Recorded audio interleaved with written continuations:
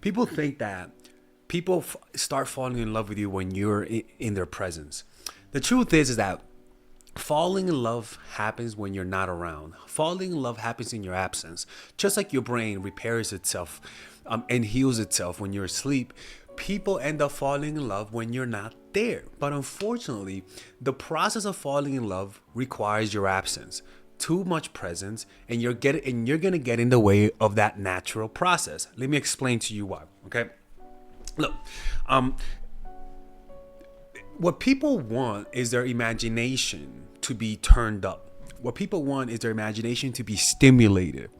So, unfortunately, when you are around, people are not using their imagination.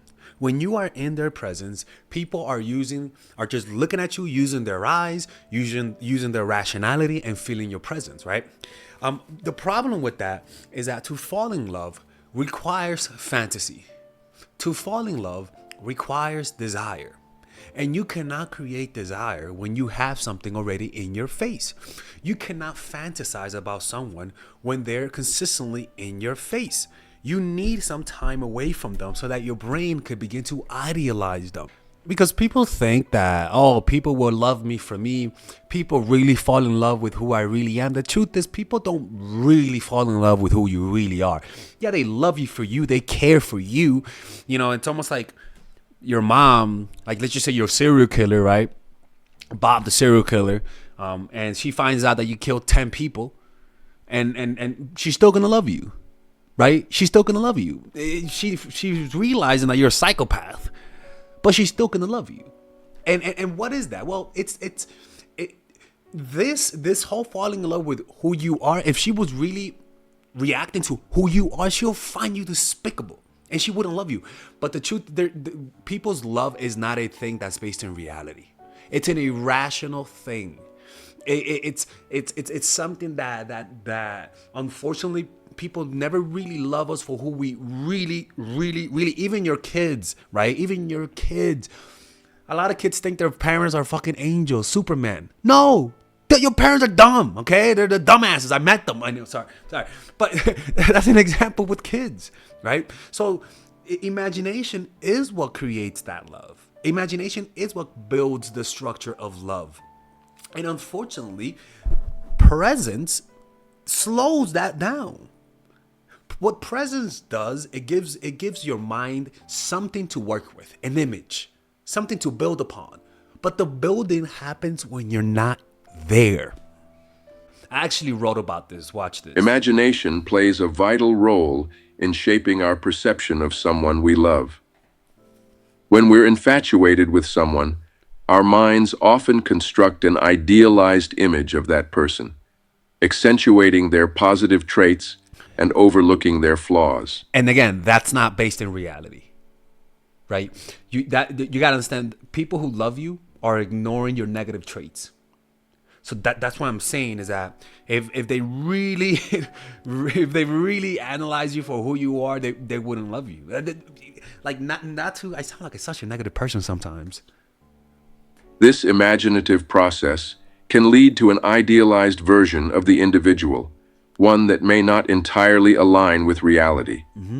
However, this idealized perception forms the basis of our emotional attachment and feelings of love. Right? Because think about it. Why would a child still cling on to his parents who are hurting him? Right? It's not based on reality. There's something completely fundamentally irrational going on that you guys have to understand. That presence destroys this. Or better yet, presence to me allows you to really start thinking straight about this person. Right?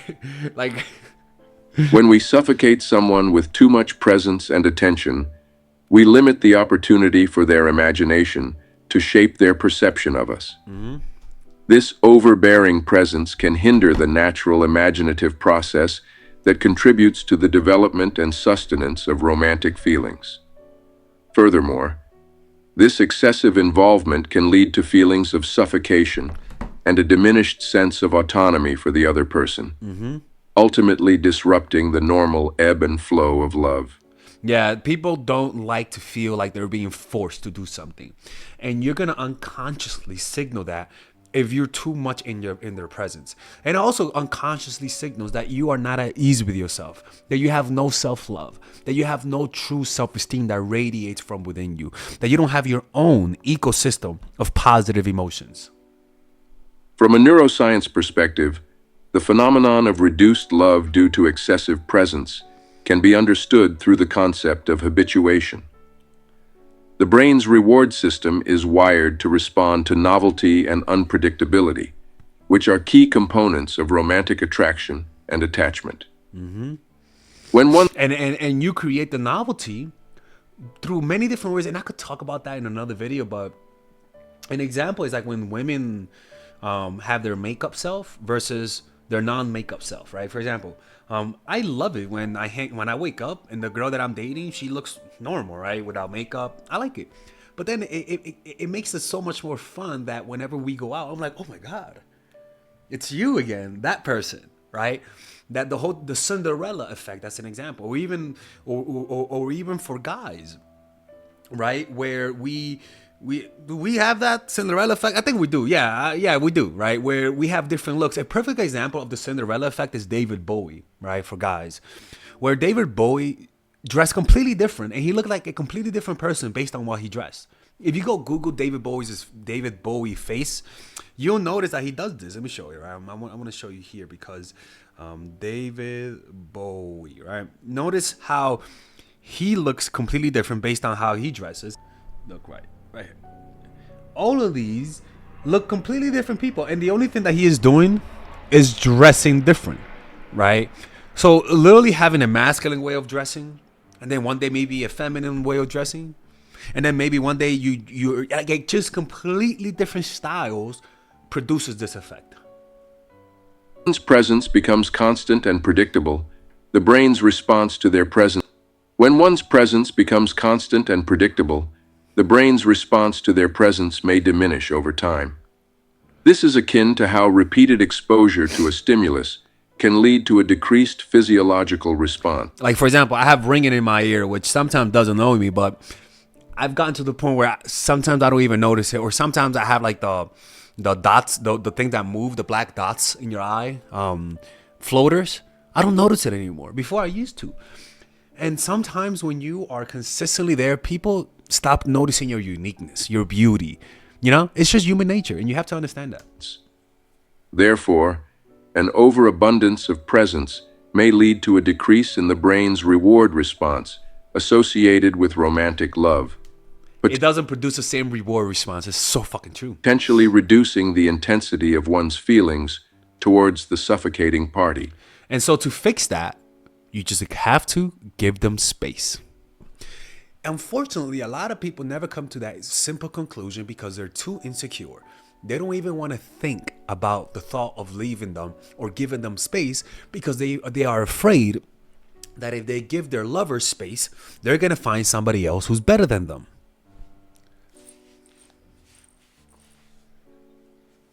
But the truth is that to stand out from other people, what you have to understand is that if you're with someone that spends 20 hours with someone versus spending 5 hours with someone, understanding this principle will let you understand that the one who spends 5 hours, that person is going to think of the person that they spent 5 hours with more than somebody who's consistently suffocating them with their presence. It's just that simple. Look, a strong presence, right, brings honor and respect, but unfortunately, too much of it has a paradoxical effect. It has a reverse effect. It actually spoils them. It's like eating too much red meat is not good for you. The more people see you, the less they start thinking about you, the less they start fantasizing about you. And you gotta understand, for somebody to desire you, desire comes with a fantasy, right? You can't desire something that you already have. To desire something, it has to not be there, and you have to imagine it in your mind so that the brain creates a desire, and then it'll release dopamine and make and create excitement and energy to make that thing happen. And so the more dopamine your brain releases because you're not there, the more they start thinking of you in more vivid and strong, in more vivid images and more vivid videos in their minds. And that makes the person want to bridge the gap between fantasy and reality. And that gap creates desire. That's just how that works. Too much closing of that gap removes the fantasy aspect, removes the desire aspect that makes the brain hype you up in the person's mind. So that's why you need space to make this process happen on its own. If you're there too much, let me tell you something. When you're in their presence, all you got to make sure to do is make sure that you guys feel some chemistry, right? And you're gonna notice because he or she makes a lot of eye contact, right? He or she tries to be very physically close to you. They're not always trying to do stuff with you, but they're physically close. He or she will want to spend time with you, doing simple things with you. So and above all, make eye contact, right? You gotta make sure you make eye contact. So for all of our autistic followers, you have to make eye contact. Why is that? Well, whenever you recall the memory of somebody that you spent time with, what you tend to notice is that the memory of imagining a lover or somebody that you like is usually with eye contact. If you're reminiscing through lust, someone in the past, you may not think about their eyes. You're gonna think about that ass.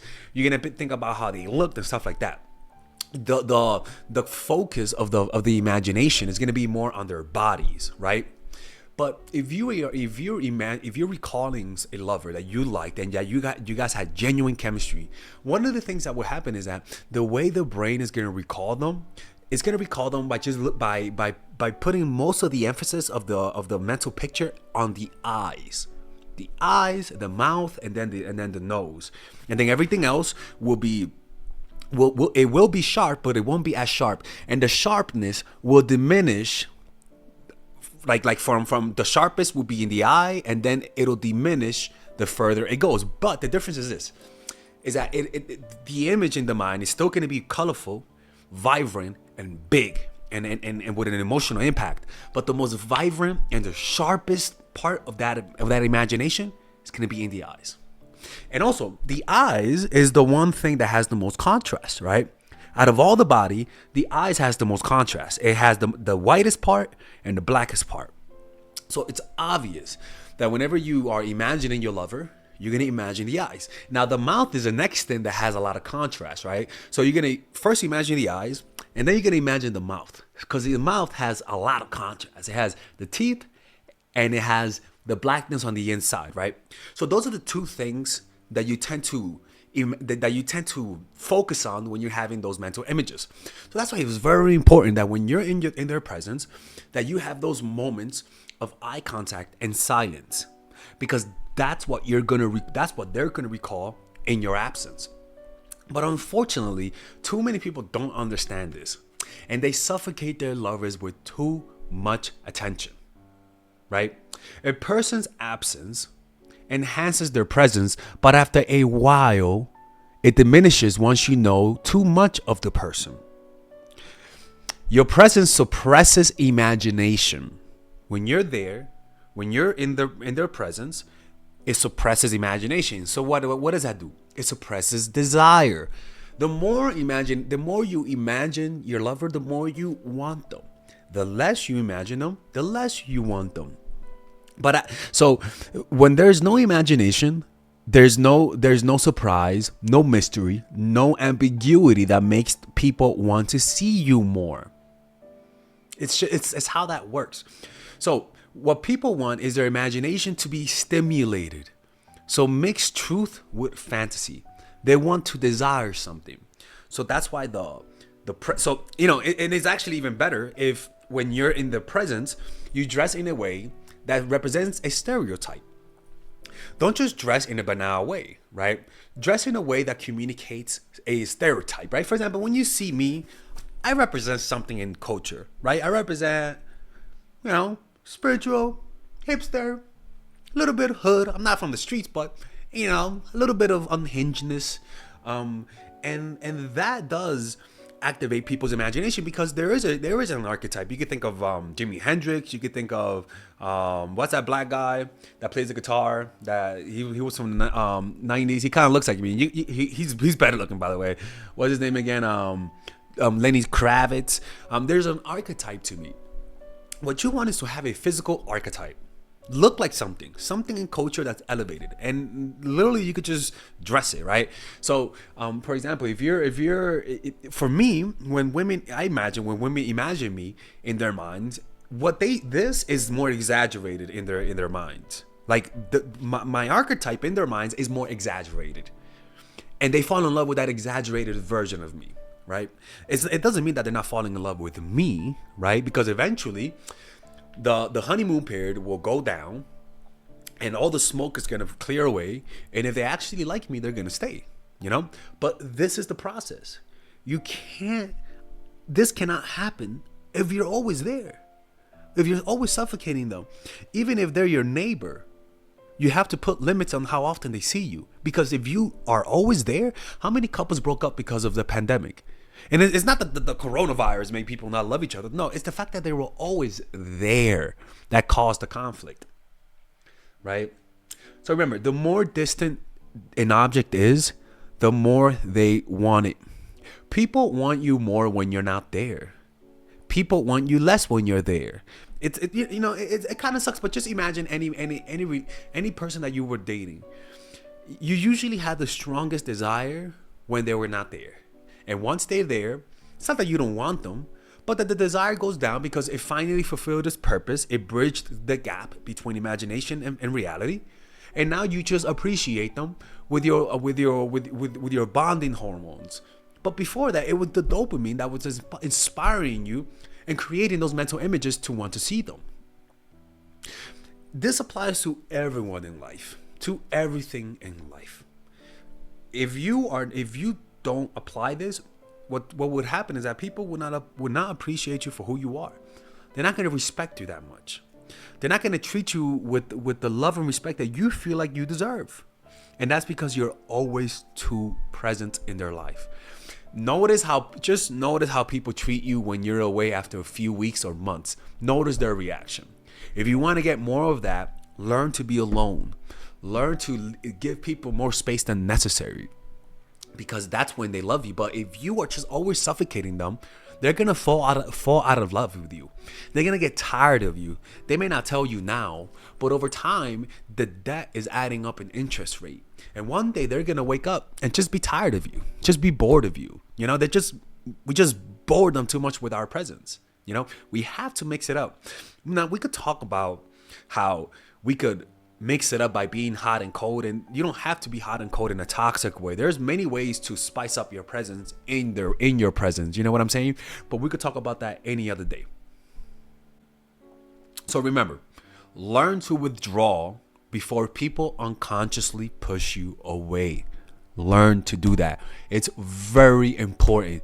Too many people that are watching are annoying. You guys are annoying your partners. Just give them space and you'll notice they'll love you and appreciate it. Even if you feel like they don't need space, give them space. It's healthy for the relationship. It's very important that we learn to overcome our codependent tendencies, because it really does sabotage our relationships. And the way you do that is to purchase the book, The Power of Now, which I always have it next to me, by Eckhart Tolle. Check out my course, Emotional Mastery, or go to a 10-day Vipassana retreat, which I'm going next week. Look, I'm making a course. Everyone knows the course that I'm making. And you guys, and I'm not going to finish it by the end of the week, because I want to go to the meditation retreat and then finish up some and then rewrite some of my notes that I've taken. I think it'll be so much better if I do that, people. Okay, so please, we're delaying the release of the course. Everyone knows I'm always on time with my stuff. I never lie to my subscribers who purchase from me. So yeah, just you guys have all the trust in me, and I'll just keep you guys updated. But I just want to do the 10-day retreat and just think about these concepts, and I think it'll be so much better. All right. Anyways, I'll see you guys later. Bye bye. All right, guys, we're going to have a brief intermission So I could tell you guys about our new bundle that we're doing, where you guys can purchase all of my courses and get it at a discount. So this bundle is pretty much the bundle where you could just buy all of my courses. You could buy Nice Guy, which is a training course on how to come across more assertive, how to come across more confident, how to not give off nice guy vibes. You guys can get access to Dark Game, which is my full dating course on how to meet women in different scenarios, how to attract women, how to make sure you don't come across as creepy, and essentially how to act like a man and not act like a doofus, to be quite honest with you.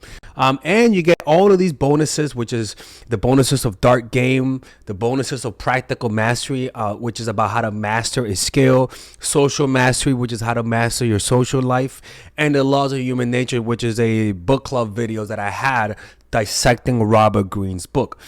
All of this is naturally at around 238 200 no naturally is at $346, but you guys can purchase this bundle and get it at what's the price again? Get it at 238 pretty much. So you guys can purchase it right now. It's a money back 30-day money back guarantee.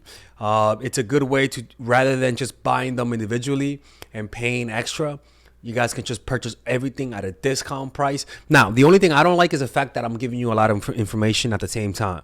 That makes me kind of scared, because a lot of times people don't do the things that I teach when you get too much information. But I've gotten too many requests to do this, so I'm just satisfying you guys. Purchase it right now by clicking on the description down below where it says purchase the bundle. All right, let's continue with the video.